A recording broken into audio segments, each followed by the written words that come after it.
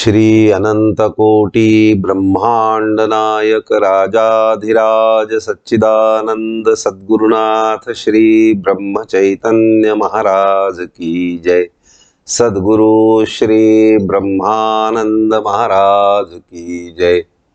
जय जय रघुवीर समर्थ।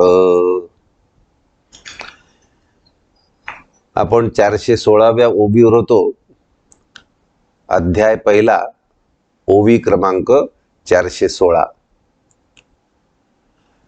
तत्पूर्वी ओवी क्रमांक 415 काय म्हणते? येथे हे सकळ आपुले वडील वधाया केवळ पाहिले जे, हेची काय थोडे घडले पातक आता निरर्थक जगावे का। म्हणजे या जगाचा मोह किती टोकाचा होतो। आपलं आपलं मानून ज्यांना आजपर्यंत राहिलो त्या सगळ्यांना मारण्याच्या उद्देशाने स्वतः पाहिलं, त्यांना स्वतः आता मारणं हे आपलं काम आहे, हे आपलं उद्दिष्ट आहे। हे ध्यानात धरून त्यांच्याकडे नुसतं पाहिलं, हेच केवढं मोठं पाप आहे म्हणतो। असा मोहग्रस्त अर्जुन झालाय।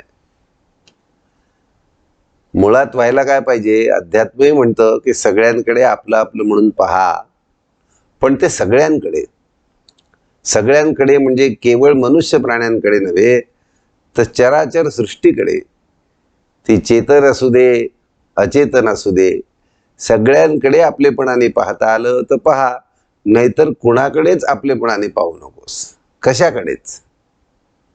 हे दोन्हीचा अर्थ एकच आहे। पण हा अडकलाय जगामधले जे लोक समोर उभे आहेत त्यांच्यापैकी काही निवडक, ज्यांना आपलं मानून आतापर्यंत जीवन जगला, त्यांच्या बाबतीत त्यांना मारण्याचा विचार मनात आला, हेच त्याला भयंकर पाप वाटायला लागलं। त्यावेळचं जे कर्तव्य आहे युद्ध क्षेत्रामधलं आणि क्षत्रिय म्हणून, ते सगळं पार विसरून गेलं। म्हणून तो म्हणतो किती मोठं पाप घडलं, आता तर जगण्यातच अर्थ नाही। म्हणजे मला आत्महत्याच केली पाहिजे, मला मेलं पाहिजे, मला जगून अर्थ नाही। कारण अशा माझ्या स्वजनांकडे मी त्यांना मारण्याच्या हेतूने पाहिलं, नुसतं पाहिलं, विचार केला मनामध्ये। यदि माम प्रतीकारम शस्त्रम शस्त्रपाणयः धार्तराष्ट्रारणे हन्युस्तन्मे क्षेमतरम भवेत। होवोनी निशस्त्र सुखे यांचे बाण करावे सहन हेची बरे। ऐशा परी मृत्यू आला तरी चांग परी नको संग पापाचा ह्या।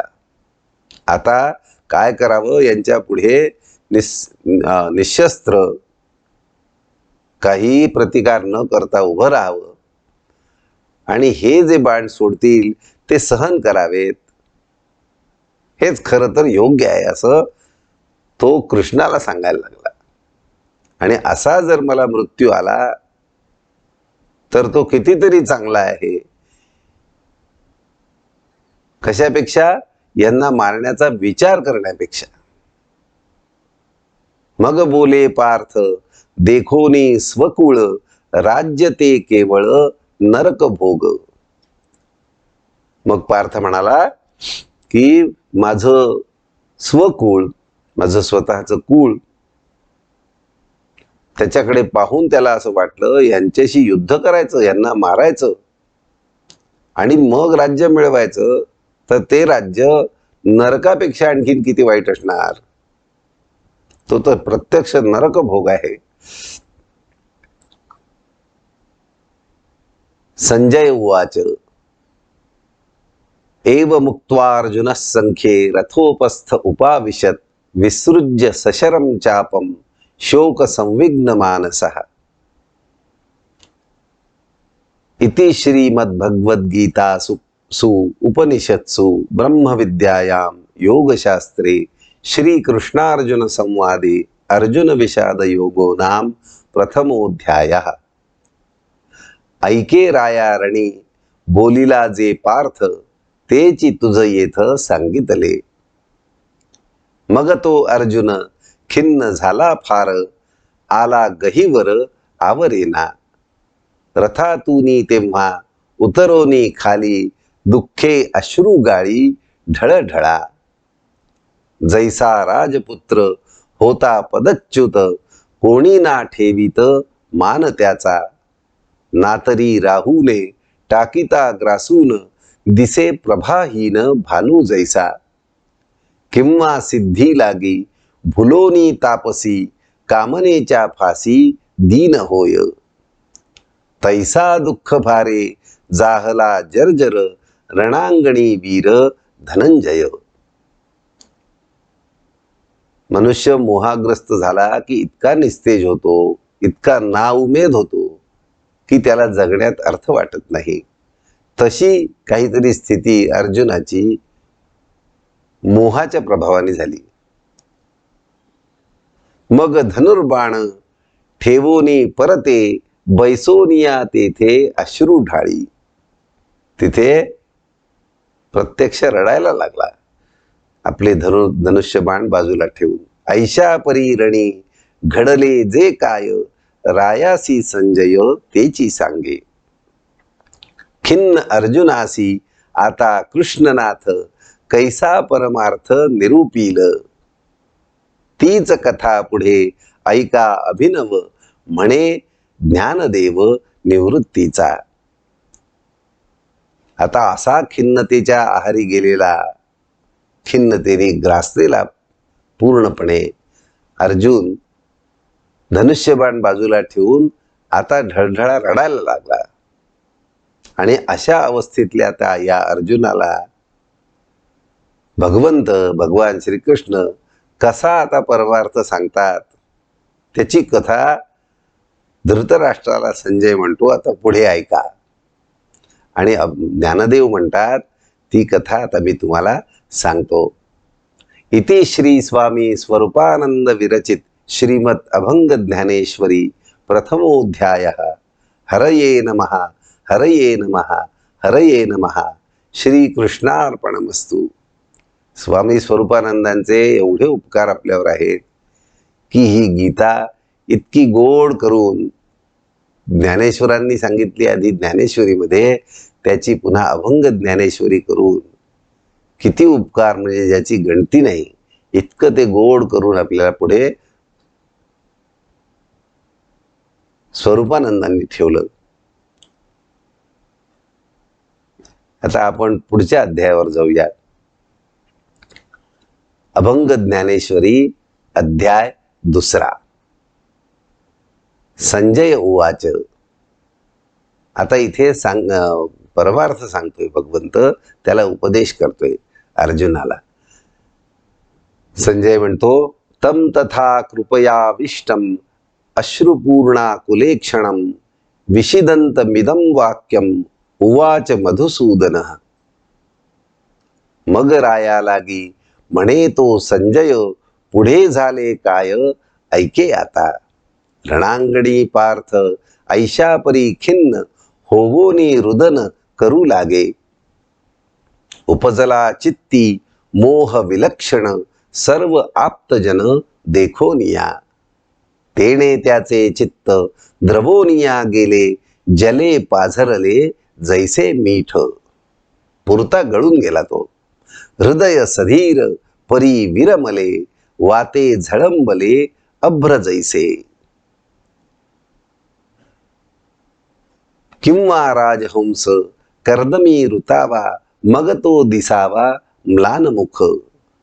राजहंसाला जेव्हा ध्यानात येतं की आता या चिखलातनं पाय काढून बाहेर पडणं हे शक्य नाही, जितका जितका पायाला जोर द्यावा, दुसरा काढायचा प्रयत्न करावा, तितका तितका तो आतच रुतत जातोय. जेव्हा हे लक्षात येतं, तेव्हा जसा राजहंस किंवा मनुष्याच्या बाबतीत जितका तो गर्तेत खोल खोल जातो, संकटातून दुसऱ्या संकटात, दुसऱ्या संकटातून तिसऱ्या संकटात, आणि काहीही मार्ग दिसत नाही बाहेर येण्याचा, तेव्हा जी खिन्न मुद्रा होते,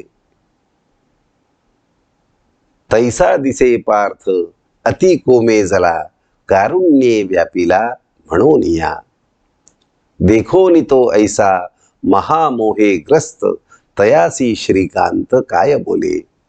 श्री भगवान उवाच कुतस्त्वा कश्मलमिदं कुतस्त्वा कश्मलमिदं विषमे समुपस्थितम् अनार्यजुष्टमस्वर्गम् अकीर्तिकरम अर्जुन. म्हणे पार्था आधी करी तू विचार. खरं ना, अर्जुनाच्या भूमिकेमध्ये आपण बहुतांशी जीवनामध्ये आपल्या याच भूमिकेमध्ये कमी अधिक प्रमाणात मोहग्रस्तच असतो आणि गोंधळात असतो. त्यामुळे आपल्याला थेट घेण्यासारखं आहे. तिकडे कृष्ण पार्थाला असं म्हणाला असं त्रयस्थपणे राहून इथे भागणार नाही. परमार्थ त्रयस्थ होण्यासाठी करायचा, पण पार्थाच्या भूमिकेत आणि पार्थाच्या भूमिकेतून मार्गे पार्थाच्या भूमिकेतून कृष्णाच्या भूमिकेत चाललं जायचं. म्हणून आत्ता गीता किंवा ज्ञानेश्वरी वाचताना अर्जुनाच्या भूमिकेत तर कमीत कमी राहिलं पाहिजे, तरच आपल्याला नजीकची संधी आहे कृष्णाच्या भूमिकेत जाण्याची. म्हणून आपल्याला सांगतायत भगवान श्रीकृष्ण, म्हणे पार्था आधी करी तू विचार येथे हा आचार योग्य काय. कोण तू गा काय करीसी हे येथे काय झाले तू ते सांगे मज. कशासाठी खेद तुझ उणे काही करू जाता काही राहिले का. न देसी तू चित्त अयोग्य गोष्टीसी धीर ना सोडीसी कदा काळी. तुझा स्वभाव तर असा आहे, तू अयोग्य गोष्टी जी बाहेरची आकर्षण आहे त्याच्याकडे बिलकुल लक्ष न देता आपल्या लक्षावर लक्ष केंद्रित करतो, दृष्टी ठेवून असतोस आणि कधीही तू धीर सोडत नाहीस. ही तुझी कीर्ती आहे. त्याचं मात्र काय झालंय, पुढे तुझे काय गुण आहेत अजून. नाम तुझे मात्र ऐकोनी साचार होते दिशा पार अपयश. शौर्याचा तू ठाव क्षत्रियात राव युद्धी तुझे नाव तिन्ही लोकी. निवात कवच मारिले असुर जिंकिला शंकर संग्रामी तू. इतके मोठे मोठे पराक्रम तू केलेले आहेस. झाले तुझ पुढे गंधर्व बापुडे पौरुष चोखडे ऐसे तुझे. काय सांगू तुझ्या प्रभावाचे मान त्रैलोक्य ही सान वाटत असे. तो तू आज येथे सांडोनिया शौर्य रडतोसी काय अधोमुख. खाली मान घालून इतका मोठा पराक्रमी अर्जुन तू, इतकी मोठी कीर्ती तुझी, ते सगळं सोडून तू खाली मान घालून रडत काय बसलायस. पाहे तू अर्जुन तुझ आकळून करावे का दीन कारुण्याने. सूर्या ते अंधार ग्रासील का वीरा भील का वारा मेघा लागी. किंवा अमृतासी आहे का मरण अग्नी ते सर्पण गिळी काय. संसर्गाची बाधा होवोनी मरेल काय हालाहल सांगे मज. म्हणजे इतका निर्धाराचा तू, इतका पराक्रमी तू, इतका पुरुषार्थी तू, तुला संसारातल्या कोणत्याही घटनेची बाधा कशी होऊ शकते हे त्याला भगवंत विचारतायत. किंवा मिठाने का पाणी पाझरेल बेडूक गिळील भुजंगासी. सिंहासी जंबुक कैसा झगडेल ऐसे का घडेल अघटित. अघटितासी ह्या परी साचपणा आज तू अर्जुना आणिलासी. म्हणजे सिंहानी एखाद्या अगदी छोट्या जंबुकासारख्या प्राण्याला गिळावं असं तर सहज शक्य आहे, पण त्या लहान प्राण्याने सिंहाला गिळावं हे कधी घडणार आहे का, घडू शकतं का, आपल्या कल्पनेतच बसू शकत नाही. पण अशा अकल्पनीय गोष्टीला तू आज सत्य पण दिलंय, ते घडतंय प्रत्यक्ष. पार्था अजूनही धरोनिया धीर तोडी हा सत्वर मोहपाश. होई सावधान सांडी मूर्खपण, ऊठ चाप बाण सज्ज करी. नको नको ऐसे रणी हे कारुण्य, आहेस तू सुज्ञ धनुर्धरा. करोनी विचार सांगे धनंजया, संग्रामी ही दया योग्य काय. युद्धाला उभं राहिला असताना दयेचा विचार तुला शिवतो कसा? शत्रूविषयी दयेचा प्रश्नच येत नाही. येणे इहलोकी तुझा दुर्लौकिक, आणि परलोक अंतरेल. अशाने तुझा इहलोकामध्ये समाजामध्ये दुर्लौकिक होईल आणि परलोक सुद्धा तुला साधणार नाही, कारण तू स्वधर्माचं पालन केलं नाहीस. क्लैब्यम स्मगमः पार्थ नैतत्वयुपपद्यते, क्षुद्रम हृदय दौर्बल्यम त्यक्वोत्तिष्ठ परंतप. तरी नको शोक पुरा धरी धीर, पार्थासी श्रीधर ऐसे बोले. आप्तांसाठी खेद करावा रणात, नव्हे हे उचित तुझ लागी. लोपेल ते येणे जोडले बहुत, आता तरी हित विचारी गा. हे तो रणांगण पार्था घेई चित्ती, येथे दयावृत्ती कामा नये. जिथे जिथे युद्धाचा प्रसंग उभा राहतो ते केवळ रणांगणातलं महाभारताचं युद्ध नव्हे, आपला घडोघडी विशेषतः आपल्या अहंकाराशी, आपल्या दुर्बुद्धीशी असा लढा, असं युद्ध चालूच असतं. आणि तिथे दया माया चालत नाही.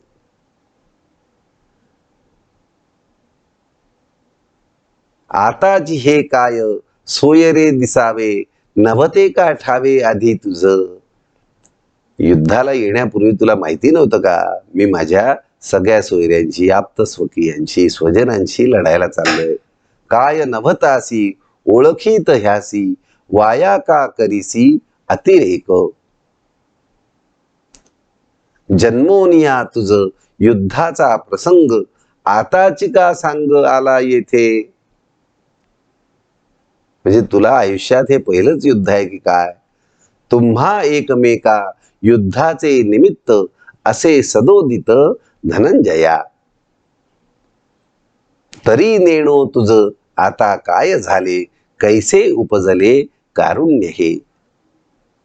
परी पार्था हे तो कृत्य अनुचित, ऐसेची निश्चित वाटे मज. गुंतता मोहात ऐशा परी देख, लाभला लौकिक दुरावेल. जो आतापर्यंत लौकिक मिळालेला आहे, तुझं नावलौकिक आहे, तुझ्या पुरुषार्थाचा आदर्श लोक घेतात, तो सगळा दुरावेल. इह परलोक दोन्ही अंतरोनी, होईल निदानी अकल्याण. युद्धी हृदयाचे ऐसे ढिलेपण, अधपात जाण क्षत्रियासी. खर तर आपल्या षड्विकारांशी लढताना आपणही क्षत्रियच असतो. तिथे दया माया थोडी जरी केली तरी मनुष्य फशी पडतो. आणि त्याला जो पुरुषार्थ साधायचा आहे, प्रत्येक जीवाला, प्रत्येक मनुष्याला पुरुषार्थ साधायचाच आहे. त्याच्या त्याच्या युद्धामध्ये त्याला जिंकायचं आहे. जिंकायचं म्हणजे काय? थोडक्यात मराठीत जे म्हणतात ना, मरावे परी कीर्ती रूपे उरावे.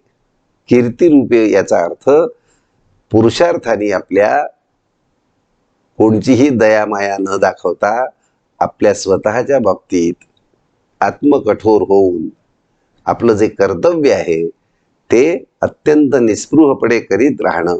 त्याच्या आड कोणताही मोह माया आली तर तिला तत्काळ निर्दाळन करणं, तिचं त्याच्या आहारी न जाणं, निग्रहाने, निर्धाराने. पण तो निर्धार केव्हा येतो? जेव्हा भगवंतावर पूर्ण निष्ठा बसते. म्हणून युद्धी हृदयाचे ऐसे ढिलेपण, अधपात जाण क्षत्रियासी. क्षत्रियाचा दृष्टांत घेऊन महाराज सांगतात, पण आपल्याला घेण्यासारखं आणखीन त्याच्यात असं आहे की आपण स्वतः देखील आपल्या विकारांशी लढताना क्षत्रियच आहोत. क्षत्रिय असणं भागच आहे. जेव्हा लढाई आहे तेव्हा दयामाया तिथे चालत नाही. नाना परी ऐसे प्रभू कृपावंत, असे शिकवित पार्था लागी. किती परमेश्वराने त्याला आपलं मानलंय की तो इतका प्रमाद करतोय, इतका विचित्र वागतोय, तरी त्याला समजावून सांगतायत अजून. नाना परी ऐसे, ऐकूनी हे बोल पार्थ काय म्हणे, इतुके बोलणे नको देवा. एवढं सगळं उपदेश परमात्म्याने दिल्यानंतर पार्थ इतका मोहामध्ये अकंठ बुडालाय की तो काय म्हणतो, इतकं कशाला बोलणं पाहिजे देवा. अजून त्याला सांगणार आहे तो, त्याची काही खुमखुमी गेलेली नाही, त्याचा मोहाचा अंमल त्याच्यावरचा अजून कमी झालेला नाही. तो म्हणतो, देवा इतकं कशाला बोलतोयस तू. कथम भीष्ममहं संख्ये द्रोणं च मधुसूदन, इषुभि प्रतियोत्स्यामि पूजार्हा वरिसूदन. प्रभो आधी तूची करी हा विचार, असे का साचार संग्राम हा. अजून काही अर्जुनावरचा मोहाचा अंमल तसूभर सुद्धा कमी झालेला नाही, कणभर सुद्धा घटलेला नाही.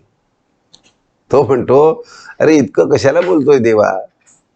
प्रभो आधी तुची करी हा विचार, असे का साचार संग्राम हा. हा काय सत्य आहे का संग्राम, काही सार्थक आहे का. नभे नभे युद्ध हा तरी प्रमाद, आचरिता बाध दिसे येथे. हा हे युद्ध नाही, हा तर प्रमाद आहे, मोठी चूक आहे, मोठं पाप आहे. आणि असं करणं म्हणजे आपल्या जीविताचं नुकसान करून घेणं आहे, आपल्या जीवनाचं नुकसान करून घेणं आहे. कोणाचा तरी आवाज येतो, म्यूट करून घ्या. हे तो थोरांची या उच्छेदाचे कृत्य, ओढवले सत्य आम्हावरी. माता पितरांची म्हणजे आमच्यावर हे नसतं बालंट ओढवलंय युद्ध करण्याचं, आपल्या थोरा मोठ्यांशी. माता पितरांची करावी की सेवा, तया तोष द्यावा सर्वापरी. परी सांगे देवा तयासी मागुते, आपुल्याची हाते वधावे का. आपल्या माता पित्यांना वडिलांना संतोष द्यायचा सेवा करून, का त्यांना आपल्या हातानेच मारायचं. करावे वंदन संत सज्जनाते, पूजावे तयाते घडे तरी. परी हे सांडोनी स्वमुखे गोविंदा, केवी त्यांची निंदा करावी गा. त्यांची पूजा करायची सोडून स्वतः त्यांची निंदा कशी करावी. पाहे कुलगुरु तैसे हे आमुचे, पूजनीय साचे नित्य आम्हा. भीष्म द्रोणांचा की अत्यंत मी ऋणी, मज ही करणी नये मना. कुलगुरु कृपाचार्य, गुरु द्रोणाचार्य, भीष्माचार्य यांचा मी इतका ऋणी आहे की त्यांचा वध करणं हे मनात सुद्धा टिकत नाही. स्वप्नातही ज्यांचे चिंतिले ना वैर, प्रत्यक्ष ते ठार करू कैसे. आजवरी आम्ही केला जो अभ्यास, वधोनिया ह्यास मिरवावा. ऐसे सर्वांनीच योजिले का मनी, बरवे त्याहुनी मरणही. आजपर्यंत जी युद्धकला शिकलो, जी शस्त्रविद्या शिकलो, त्याचा उपयोग शिकवणाऱ्यांनाच मारण्यासाठी करायचा, असं काहीतरी सगळे ठरवून आलेले दिसतात या युद्ध क्षेत्रामध्ये. त्यापेक्षा मरण बरं नाही का. तूची पाहे देवा द्रोणाचा मी चेला, तेणे शिकविला धनुर्वेद. त्याची उपकारे होवोनी आभारी, तयाच्या जिव्हारी घाव घालू. ज्याची या कृपेने व्हावी वर प्राप्ती, त्याचा घात चित्ती धरावया. प्रभो सांगे मी का असे भस्मासूर, मज हा विचार साहवेना. ज्याच्या कृपेने मला ही सिद्धी प्राप्त झाली आहे शस्त्रविद्येची, युद्धकलेची, त्याचा घात लक्षात ठेवून त्यालाच नाहीसं करण्याचा विचार मनात आणणं, त्याचाच वध करण्याचा विचार मनात आणणं, हे भस्मासुरासारखं कृत्य आहे, राक्षसी कृत्य आहे. आणि त्यामुळे मला हा विचारच सहन होत नाही आहे. गुरुन हत्वा हि महानुभावान श्रेयो भोक्तुम भैक्षमपीह लोके हत्वार्थ कामांस्तु गुरुनि हैव भुंजीय भोगान रुधिर प्रदिग्धान.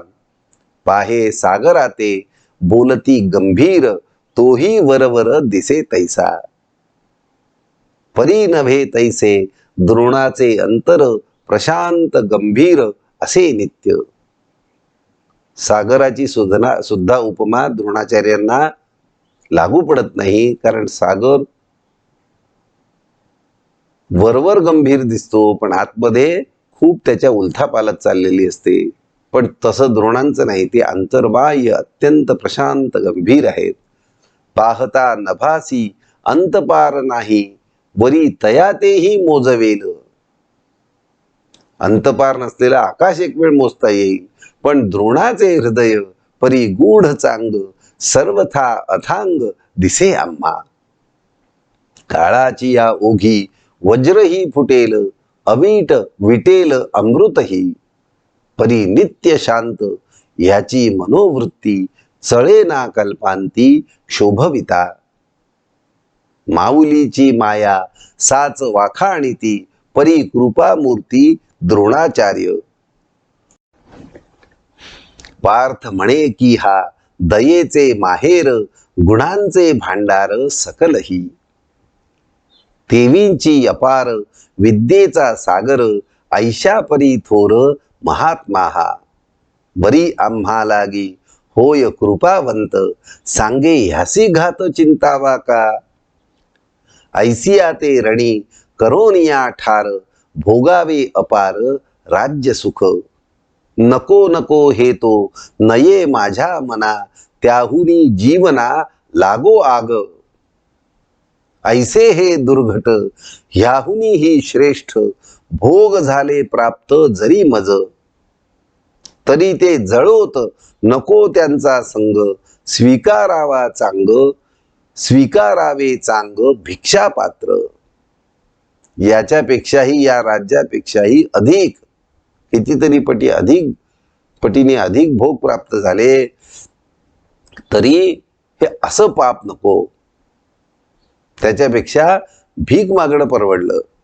किंवा देशत्याग करोनिया जावे, आनंदे राहावे वनांतरी. परी आता केला निर्धार अंतरी, शस्त्र ह्यांच्यावरी धरू नये. प्रभो नव्या तीक्ष्ण धारेच्या बाणांनी ह्यांच्या मर्मस्थानी प्रहारोन. ऐसे रक्ता माझी बुडाले जे भोग, तेची घ्यावे मग शोधोनिया. अशा माझ्या गुरुस्थानी असलेल्या सगळ्या आप्तेष्टांच्या रक्तानी बाण माखून टाकावेत, आणि मग त्यातनं काय मिळावं, भोग घ्यावेत. ते रक्तलांछित भोग होतील. ते शोधून शोधून रक्ताच्या एकाच रंगात रंगलेले सगळे भोग मी घेणार, शोधून शोधून. तरी सांगे कृष्णा माखले रक्ताने, काढून ते कोणे सेवा वेगा. मग ते सेवन कसे करावे, रक्तलांछित असे ते भोग. ऐसे तिये वेळी बोलिला अर्जुन, म्हणे अवधान देई देवा. अरे पांडुरंगा, भक्तच आता इतका मोहग्रस्त झालाय, इतका भ्रमलाय, की तो देवालाच म्हणतो जरा लक्ष देऊन ऐक, समजून घे मी काय म्हणतोय ते. ऐकोनी ते नाही देवासी मानले, तेणे मन भ्याले पार्थाचेही. पण त्याच भगवंतावर इतकं अपार श्रद्धा आहे की त्याच्या चेहऱ्यावर याच्या ह्या युक्तिवादानी अर्जुनाच्या काहीही फरक पडलेला दिसला नाही. तो निर्धाराने त्याला समजावण्याच्याच चर्येमध्ये, भूमिकेमध्ये उभा आहे असं पाहून पार्थ जरा मनातनं चरकला. मी इतकं सगळं सांगतोय पण देवाला यातलं काहीही पटलेलं दिसत नाही. म्हणून तो पुन्हा म्हणे दया घना, काहो चित्त द्याना माझ्या बोला. तो पुन्हा एकदा विनंती करतोय, देवा जरा लक्षपूर्वक माझं बोलणं ऐक. आपण पुढच्या खेपेला आता हे पुन्हा सुरू करूया. ओवी क्रमांक 84, अध्याय क्रमांक 2 ला आपण थांबूया. श्रीराम.